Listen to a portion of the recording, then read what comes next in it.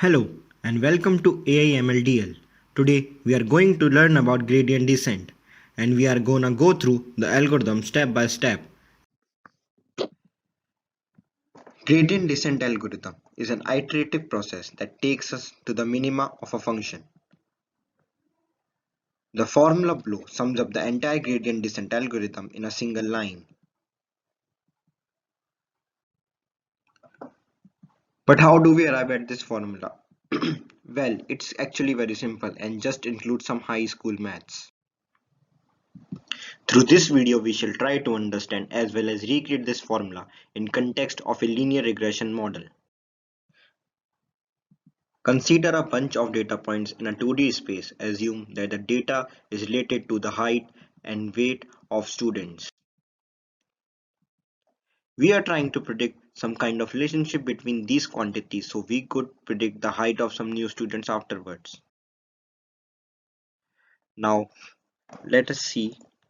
Let's draw an arbitrary line in a space that pass through some data points. Here you can see these are the data points through which our arbitrary line is passing, and the straight line equation would be y is equal to mx plus b, where m is our slope which is equal to change in y upon change in x, and b is the intercept on the y-axis. Here you can see, and these two are the values which we need to optimize for getting an equation to minimize the loss. And here, as you already know, loss is the difference between the actual data point and the predicted data point. Given a known set of inputs, their corresponding outputs, a machine learning model tries to make some predictions on a new set of inputs. Hence, for example, it is our model which is used to predict the output from a given input, and the error from that model would be the difference between the predicted and the actual value. This leads to the idea of cost or loss function. Now let's get deep into that. Cost function. A cost function or a loss function evaluates the performance of our machine learning algorithm. The loss function computes the error for a single training sample, while the cost function is average of all loss functions. Here you can see, and the point to be noted is that loss function computes the error for a single training sample, while cost function is average of all loss functions. Let's say there are n points in a data set, and for all those n points we want to minimize the error. So the cost function would be the squared total error, which is the difference between the our predicted output and actual output square, and the average of that which is taken by the n, where n are the data points in a given space. Now let's minimize the cost function. The goal of our any machine learning model is this is because a lower error value between the actual and the predicted value signifies that the algorithm has done a good job in learning, and we want to lowest the error value. Now we want to change the values of our parameters m and b to make a equation of line which is giving the minimum output error. But how do we actually minimize any function? If you look carefully, our cost function is of the form y is equal to x square, and here it is the equation for a parabola. It's quite easy to locate the minima here since it is a 2D graph, which may not be always the case, especially in case of higher dimension. For those cases, we need to devise an algorithm to locate minima, and that algorithm is called gradient descent. Here you can see I am starting from this red spot and moving this ball to the minima of my graph, which is giving me the lowest error. Now let's get it deep into gradient descent. Gradient descent is one of the most popular algorithms to perform optimization, by far most common way to optimize neural network. It is an iterative optimization algorithm used to find minimum value for a function. Consider that you are walking along the graph below. You are currently at the green dot. Your aim is to reach minimum, that is red dot. but from your position you are unable to view it. As you can see, I am starting from here and my aim is to reach here, but from this location I am unable to catch up to this location. Now what could be the possible equations? I might go upward.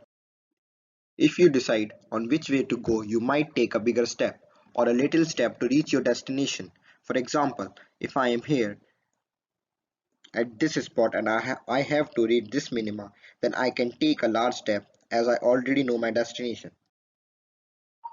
The minimum value. If we draw a tangent at the green point, we know that if we are moving upwards, we are moving away from the minima. Hence, I know that I have to reach to this spot, so I have to move in a downward direction. The slope at this blue point is less steep than the slope at this green point, which means it will take smaller step from blue point to reach the red spot. Now let's put all these learning into a mathematical formula, which is our most favorite equation, y is equal to mx plus b.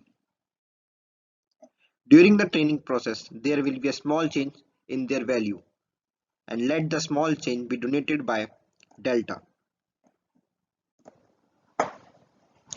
Here you can see this graph showing that I have drawn an arbitrary line which is my predicted output, which is giving me predicted output y based on some values x, so, and this distance, you can see this distance is my error value. So I have to shift this line in upward direction so that I can minimize my error, and I have to, and this line can be moved upward by changing the values of m and values of b. Parameters with a small change are, as we have seen as far, are m, b, cost function, and here I am donating j as my cost function and signifying error as the difference between the actual and the predicted output. Our aim is here to find the values of m and b in y is equal to mx plus b, for which the error is minimum, that is the value which minimizes the cost function. Now the most important, learning rate. The size of steps taken to reach the minima or bottom is called learning rate. We can cover more area with larger step and higher learning rate, but at a risk of overshooting minima. Okay, let me tell you the process of overshooting. For example, this is my parabola, and from here I have to reach this point, which is my minima. If I take small steps, then there is a chance that I will reach this minima. But in a similar case, if I will take a large step to reach this minima, there is a possibility that I will miss the position of minima and reach another position, and which is called the situation of overshooting. So here you can see I am taking 81 steps to reach this point from this point, and I am taking small steps to reach this point, and but this can consume my time. But here I am taking 6 steps to reach this spot. So here we can have a faster algorithm than previous one. But here I am just taking only one step, and which is not causing any overshooting, and I am reaching my final destination. Hence we can say this is the most optimum learning rate for this problem. We saw that when the learning rate is too low, it takes lot of steps to cover. On the other hand, when learning rate is too high, the gradient descent fails to reach the minima. Now let's solve these kinds of problem using our most powerful derivatives. Our very own machine learning uses derivatives in optimizing problems. Optimizing algorithms like gradient descent use derivative to actually decide whether to increase or Primarily, we shall be dealing with two concepts from calculus, which is power rule and next is our chain rule. Now let's apply the knowledge of these two 11th-12th rules of calculus in our original equation. Here is my equation for loss function, or you can say cost function. Now I am taking the derivative with respect to m and with respect to b, and here are my final equations of the derivative. After taking the derivative, my final equations become delta error by delta m is equal to x and delta error by delta b is equal to 1, and these are my most powerful tools to optimize my learning rate or my gradient descent algorithm.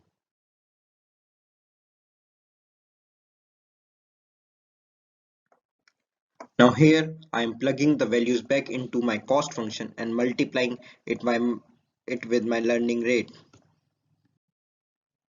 So in you can see in this equation 2 isn't that significant since it just says that we have a learning rate twice as big or half as big.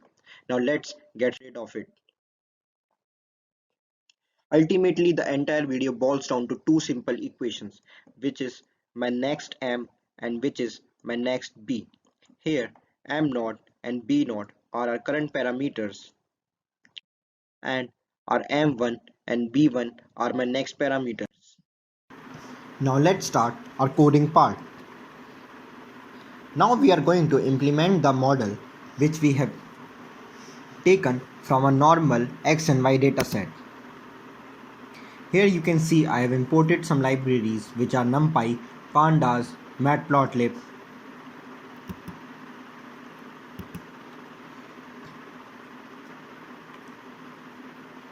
Okay, now and here we have given some plotting parameters. Now let's process the data. I have taken a data in a CSV format, and here you can see this is my input data set in which I have one column I am having x, another column is of y. So here I have divided the data set in two parts.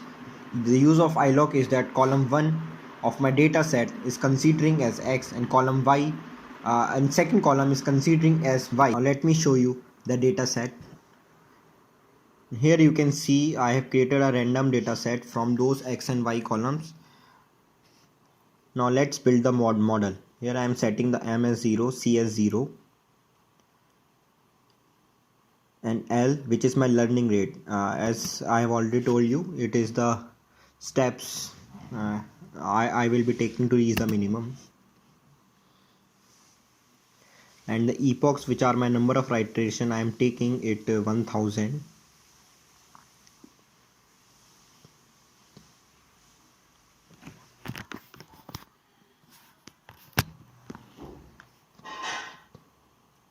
And n is equal to my length of x, which is my number of data points in x. Now let's take a for loop.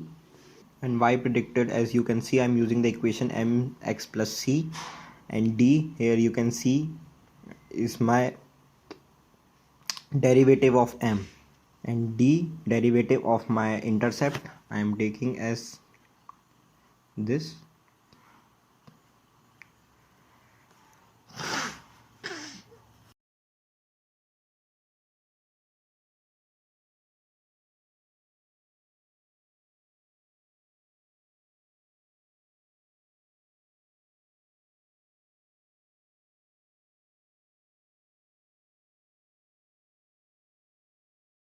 Here I am changing the value of my slope and intercept by multiplying the derivative with learning rate. Y predicted. So this is my final for loop I will be using. Now let's get into the make predictions. And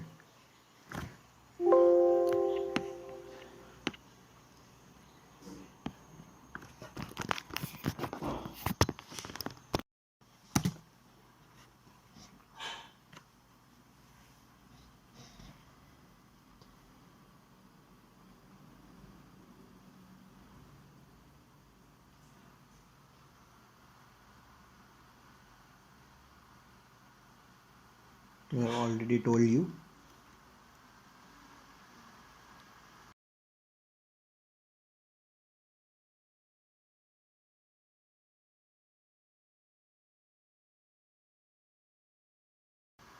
Now let's print these values of m and c. Some error is there. Float cannot. Okay, sorry. Float. I have to change this in float. Length x. So here you can see my updated values of m and c, which will hence this is giving me a line which is the updated one, and using these two parameters of m and c, I am predicting a new value.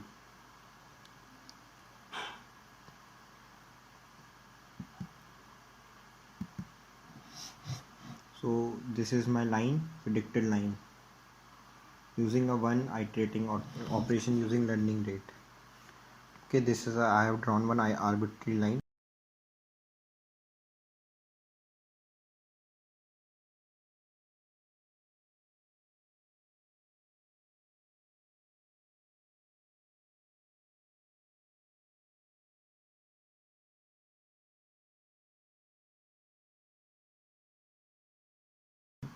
Now let's optimize this model a little bit more.